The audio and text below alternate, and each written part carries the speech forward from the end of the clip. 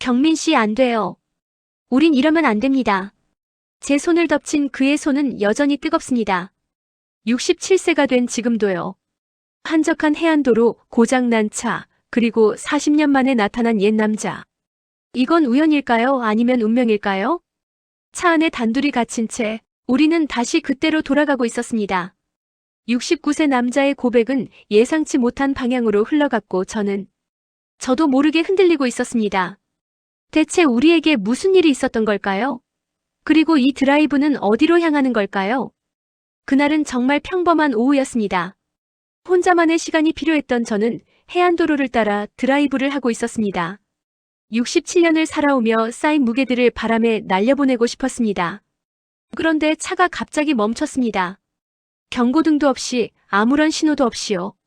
시동을 몇 번이나 걸어봤지만 꿈쩍도 하지 않았습니다. 휴대폰을 꺼내 보험사에 전화를 걸려는 순간 뒤에서 차 한 대가 천천히 다가왔습니다. 검은색 세단이었습니다. 그 차가 제 옆에 나란히 섰고 운전석 창문이 스르륵 내려갔습니다. 그 순간 시간이 멈췄습니다. 원희 씨. 그 목소리. 40년이 지났어도 잊을 수 없는 그 목소리였습니다. 고개를 돌렸을 때 저는 숨을 멈췄습니다. 경민이었습니다. 머리는 새었지만 여전히 또렷한 눈매를 가진 그 남자. 제 인생에서 가장 뜨거웠던 그리고 가장 아팠던 기억 속의 그 사람이었습니다. 경민 씨. 어떻게? 말이 제대로 나오지 않았습니다. 그는 차에서 내렸습니다. 69세라는 나이가 무색하게 여전히 건장한 체구였습니다. 회색 니트의 청바지, 그렇게 평범한 차림인데도 제 심장은 20대 소녀처럼 두근거렸습니다. 차가 고장 났나 봅니다. 제가 한번 볼게요. 그는 자연스럽게 제 차 보닛을 열었습니다. 익숙한 손놀림으로 이것저것 살펴봤지만 결국 고개를 저었습니다. 엔진 문제 같은데 정비소에 맡겨야겠습니다. 제가 모셔다 드릴게요. 어디로 가시려던 참이었습니까? 저는 대답 대신 그를 물끄러미 바라봤습니다. 40년입니다. 40년 동안 소식도 얼굴도 몰랐던 사람이 이렇게 갑자기 나타나다니. 이게 우연이라고 믿어야 할까요? 결국 저는 그의 차에 올라탔습니다. 조수석 문을 열고 들어가는 순간부터 이상한 긴장감이 흘렀습니다. 좁은 공간 안에 우리 둘만 있다는 사실이 너무나 생생하게 느껴졌습니다. 차는 부드럽게 출발했습니다. 해안도로를 따라 달리는 동안 차 안은 침묵으로 가득했습니다. 하지만 그 침묵은 결코 편안하지 않았습니다. 40년치의 말들이 목구멍까지 차올랐다가 다시 내려가기를 반복했습니다. 창밖으로는 푸른 바다가 끝없이 펼쳐져 있었습니다. 파도가 부서지는 소리가 희미하게 들려왔습니다. 경민의 손이 기어를 잡을 때마다 저는 그 손을 훔쳐봤습니다. 주름이 잡힌 손이었지만 여전히 단단해 보였습니다. 원희 씨는 그동안 어떻게 지내셨습니까? 그가 먼저 입을 열었습니다. 조심스러운 목소리였습니다. 평범하게 살았습니다. 결혼하고 아이 낳고 그렇게 살았습니다. 제 대답은 건조했습니다. 하지만 가슴속은 온통 뒤죽박죽이었습니다. 행복하셨습니까? 그의 질문에 저는 대답할 수 없었습니다. 행복했냐고요? 글쎄요. 불행하지는 않았지만 행복했다고 자신있게 말할 수도 없었습니다. 그저 살았습니다. 그냥 흘러가는 대로 살았을 뿐입니다. 경민 씨는요? 제가 되물었습니다. 저도 비슷합니다. 결혼했고 자식도 있습니다. 하지만 그가 말을 멈췄습니다. 그 하지만 뒤에 무엇이 있는지 저는 묻고 싶지 않았습니다. 아니, 두려웠습니다. 차는 계속 달렸습니다. 해안도로는 끝이 없는 것처럼 이어졌습니다. 저는 문득 이 드라이브가 끝나지 않았으면 좋겠다는 생각을 했습니다. 현실로 돌아가기가 두려웠습니다.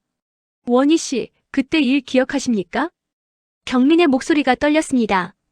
저는 눈을 감았습니다. 기억하냐고요? 어떻게 잊을 수 있겠습니까? 40년 전 우리는 미친 듯이 사랑했습니다. 하지만 그때는 모든 게 우리 편이 아니었습니다. 그의 집안은 제게 문을 닫았고 제 가족은 그를 받아들이지 않았습니다. 결국 우리는 헤어져야 했습니다. 아니, 헤어질 수밖에 없었습니다. 그날 정말 미안했습니다. 경민이 말했습니다. 그의 손이 핸들을 꽉 쥐고 있었습니다. 무엇이 미안하다는 겁니까? 제 목소리는 냉정했습니다. 하지만 속은 끓어오르고 있었습니다. 제가 약했습니다. 원희 씨를 지키지 못했습니다. 집안의 압박에 굴복했고 결국 원희 씨를 떠나보냈습니다. 그건 어쩔 수 없었습니다. 제가 말했습니다. 하지만 제 목소리는 떨리고 있었습니다. 아닙니다. 저는 비겁했습니다. 진짜 사랑한다면 모든 걸 버리고라도 원희 씨와 함께 했어야 했습니다. 차가 길 한쪽에 섰습니다. 경민이 시동을 껐습니다. 바다 소리만 차 안을 채웠습니다. 경민 씨. 원희 씨 하루도 잊은 적이 없었습니다. 결혼하고 아이를 낳고 그렇게 살아왔지만 단 하루도 원희 씨를 잊은 적이 없었습니다.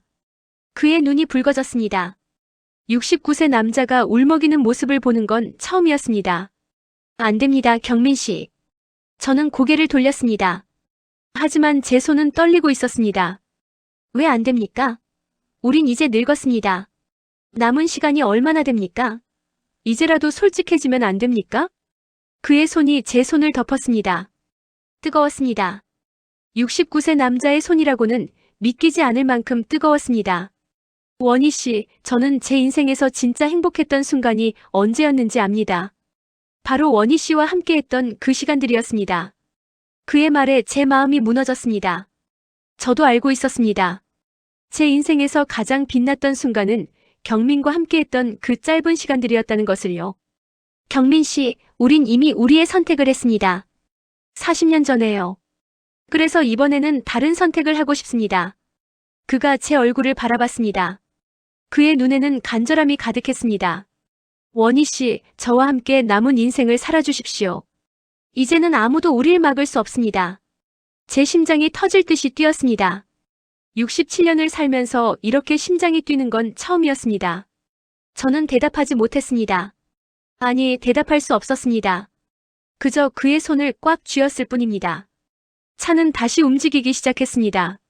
하지만 이번에는 방향이 달랐습니다. 집으로 가는 길이 아니었습니다. 경민은 해안도로를 따라 계속 달렸습니다. 어디로 가는 겁니까? 제가 물었습니다. 모릅니다. 그냥 이대로 계속 가고 싶습니다. 그의 대답에 저는 미소를 지었습니다. 40년 만에 짓는 진짜 미소였습니다. 창밖의 풍경이 빠르게 지나갔습니다. 바다는 여전히 푸르렀고 하늘은 맑았습니다. 우리는 그렇게 계속 달렸습니다. 어디로 가는지도 모른 채 그저 함께 있다는 것만으로 충분했습니다. 경민 씨. 네, 원희 씨. 제 고백에 그의 손이 더 세게 제 손을 쥐었습니다. 우리는 아무 말도 하지 않았습니다. 하지만 그 침묵은 이제 편안했습니다. 차는 계속 달렸습니다. 우리의 시간도 다시 흐르기 시작했습니다. 40년의 공백을 채우기엔 부족한 시간일지 모르지만 우리에겐 지금 이 순간이 있었습니다. 해가 지기 시작했습니다. 하늘은 붉게 물들었고 바다는 금빛으로 반짝였습니다. 저는 창밖을 보며 생각했습니다. 어쩌면 인생은 지금부터가 진짜 시작인지도 모른다고요. 여러분 살면서 포기했던 진짜 사랑, 시간이 지나도 식지 않는 그리움, 그리고 다시 찾아온 기회에 관한 이야기입니다. 구독과 좋아요 부탁드립니다.